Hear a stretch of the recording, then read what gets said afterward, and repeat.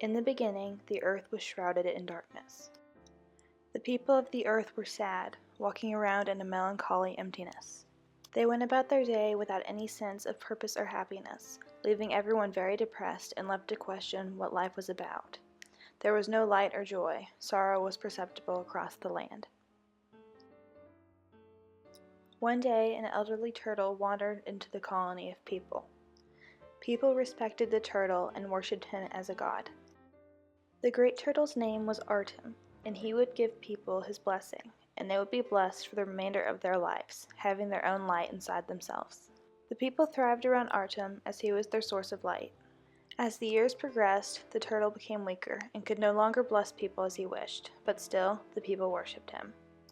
The darkness began to lift as Artem remained in the village because of his beauty, and his shell was painted in splendid colors the people had never seen before. The turtle's splendid appearance grew every day, painting him glorious with age. His shell was arrayed with the colors of the rainbow, unknown colors incorporated into every crevice. Intricate patterns danced across his rough skin and glided with him as he moved. The great turtle was the most alluring creature to ever exist. 18 years after Artem first entered the colony, he died. This was the darkest day the despairing people would ever experience. The people were devastated, and they buried him in a mournful procession and paid him the respects of a god. As the years passed after the death of the great turtle Artem, a tree grew over his burial site. This was the most glorious tree in the land, and the people were forbidden to touch it. The people that were blessed by Artem died, and there was no light once again. Years turned into centuries, and the people forgot about the turtle, but the tree still stood.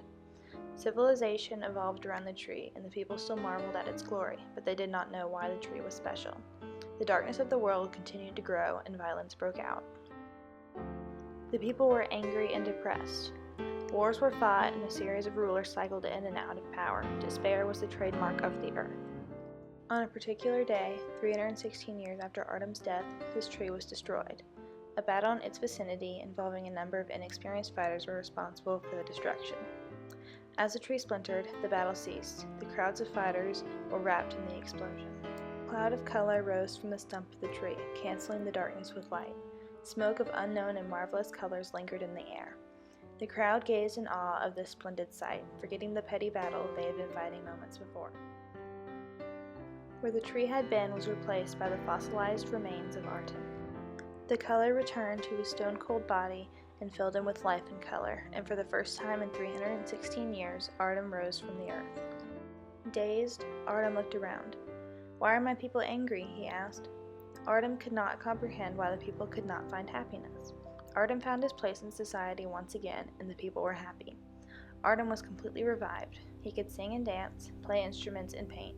He began to teach the people his methods for happiness and fulfillment, showing them what he knew. As the years continued to pass, Artem felt that his time to leave was coming. Not wanting his people to suffer again, he focused his remaining years on their joy and fulfillment. Artem blessed the people with his gift of color and song, teaching them how to create paint and how to transfer a picture from mind to paper. He taught how to create high and low notes from your lungs and how to move with music. He taught how to create instruments and use them to facilitate magical sounds.